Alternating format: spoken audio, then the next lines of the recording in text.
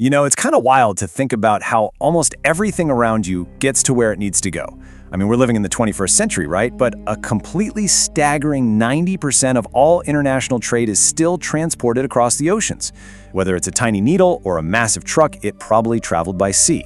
Just to put that into perspective for you right now, as you're watching this explainer, there are roughly 38,000 cargo ships quietly navigating the globe.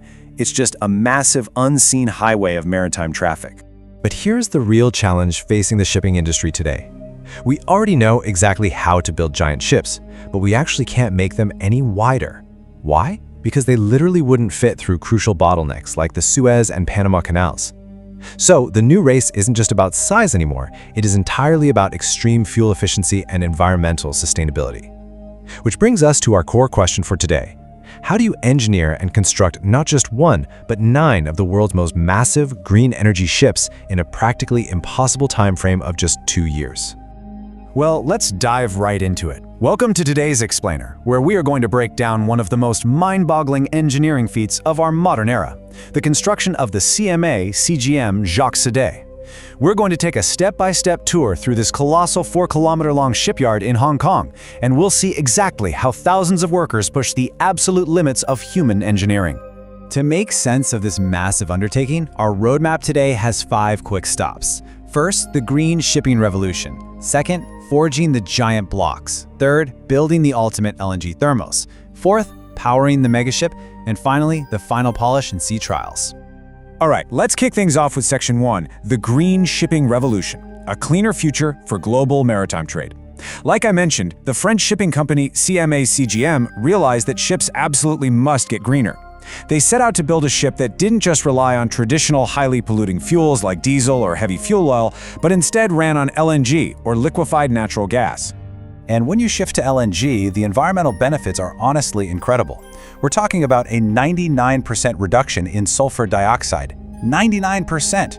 Plus 91% less general air pollution and a 20% drop in carbon dioxide emissions compared to traditional oils. It is a massive victory for the environment.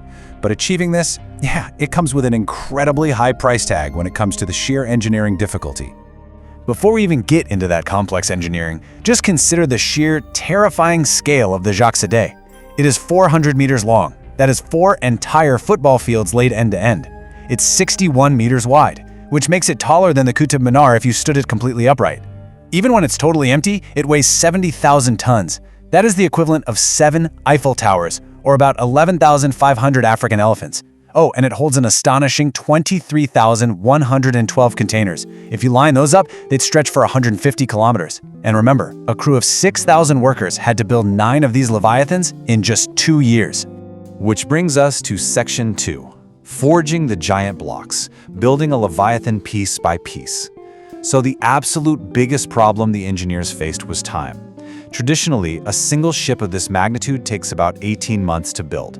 But to deliver 9 ships in 24 months, they had to completely rewrite the rulebook on construction. So how did they actually do it? Well, they used what is called the block method. Basically, instead of building the ship from the ground up in one giant piece, they built it in massive modular chunks, almost like giant Lego bricks. The real genius of this is that these blocks, some of which are as tall as a multi-story building, have all their internal piping, wiring, and fittings installed before they are even attached to the main ship. It allows thousands of people to work simultaneously, saving them critical months.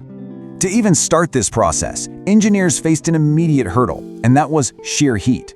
The foundation of these blocks requires perfectly cut steel sheets to prevent rusting. They needed 12,660 individual steel sheets. So, to cut them, they used a specialized laser beam, burning at an unimaginable 18,000 degrees Celsius. That is literally 3 times hotter than the surface of the sun. This laser just sliced through a total of 880 kilometers of steel like a hot knife through butter. Once the steel was cut and the blocks were assembled, putting these giant puzzle pieces together became an extreme balancing act. Just the rear section of the hull alone weighed 790 tons. That is equal to 2 entire train engines. It took 2 giant cranes working in absolute perfect synchronization just to lift the thing. And here's the craziest part. They had to align these massive blocks with a strict 1mm accuracy.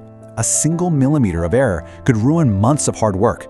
By the time all the pieces were aligned, workers had completed 1,250 kilometers of continuous welding. If you laid that weld out in a straight line, it would stretch all the way from Karachi to Lahore. And that brings us to Section 3, the ultimate LNG thermos, and the massive challenge of containing extreme cold. Because while the hull itself is super impressive, the most unique and honestly terrifying challenge of this ship is safely storing its liquid fuel for the massive journey from Asia to Europe without needing a single pit stop. The volume we are dealing with here is just staggering, 18,000 cubic meters. It is the largest LNG fuel tank in human history. It's large enough to fit 6 entire Olympic swimming pools inside, holding roughly 20 million liters of fuel. But there is a massive catch. LNG must be kept at exactly minus 161 degrees Celsius. Because if the insulation fails and it warms up, the liquid turns back into a gas, expands incredibly rapidly, and, well, it's game over. So for 9 grueling months, workers basically had to build a giant, perfectly insulated thermos right inside the belly of the ship. So you're probably wondering, how do you ensure a massive tank like that is perfectly airtight? Well, through a surprisingly simple, low-tech but totally brilliant test. Workers take normal soapy water and apply it to the welded joints. Then, they place a glass container over the joint and use a compressor to suck all the air out, creating a vacuum inside the glass. If the weld is even slightly weak, outside air forces its way through, creating visible bubbles in the soapy water. It's basically a microscopic leak test that let them identify and repair every single flaw.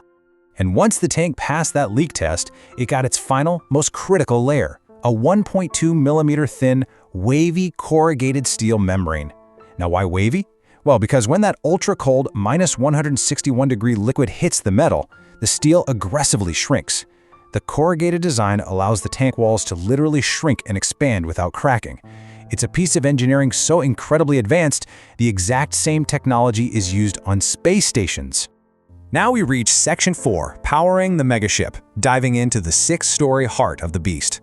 Obviously, you can't move 70,000 tons of steel and 23,000 containers with a normal engine, right? They had to construct the largest natural gas-powered engine ever built. It's 20 meters high, which is basically a 6-story building. It weighs over 2,000 tons, and it produces a mind-numbing 85,000 horsepower.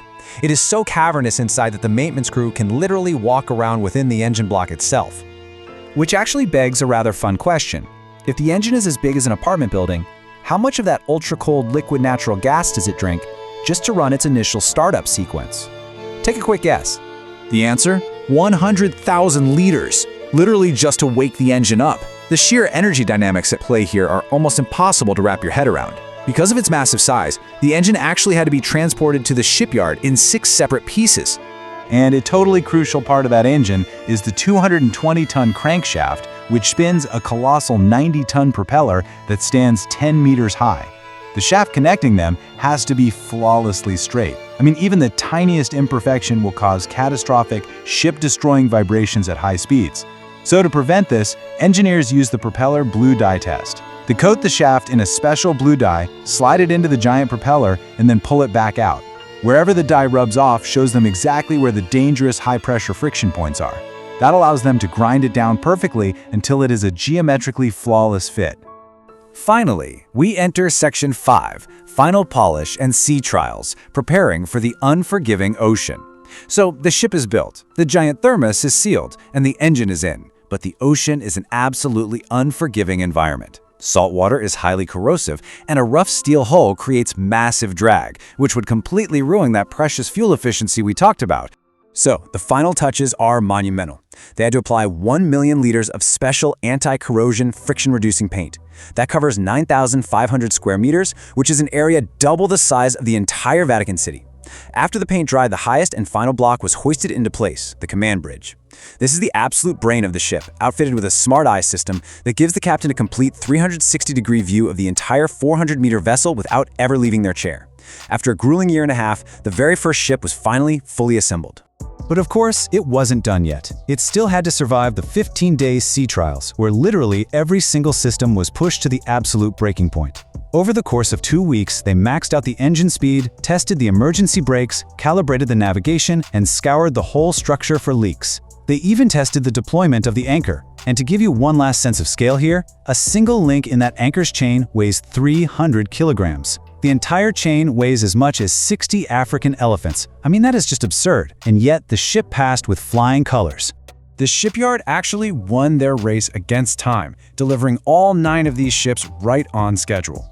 As our source material beautifully puts it, this is not just a story of building a mountain of steel, but a story of the intelligence and day and night hard work of thousands of workers. It truly represents a triumph over time constraints, over extreme temperatures, and over the merciless ocean itself.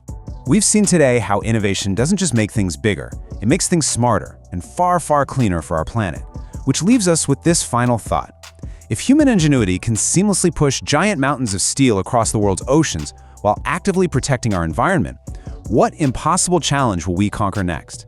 Thank you so much for joining me on this explainer. Keep learning, and I'll see you next time.